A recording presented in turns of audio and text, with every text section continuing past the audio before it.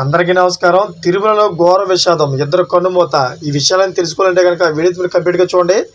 అప్పుడే మీకు complete information ఏంటో అర్థమవుతుంది.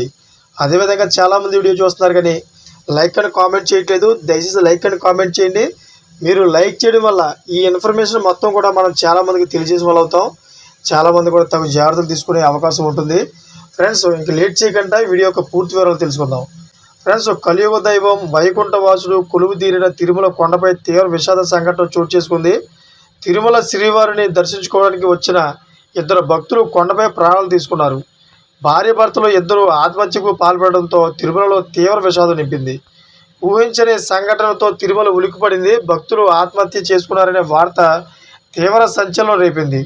బలమరణానికి పాల్పడిన వారిద్దరూ భార్య భర్తలుగా తెలుస్తోంది. తిరుమలలోని నందకం అతిథి గృహంలోని 203 గదిలో ఇద్దరు ఆత్మహత్య చేసుకున్నారని సమాచారం రావడంతో స్థానిక పోలీసులు అక్కడకు చేరుకున్నారు. భార్య భర్తలు ఇద్దరు ఊరేసుకొని కనిపించారు. వెంటనే వారిని కిందకు దింపగా అప్పటికే వారు మరణించారు.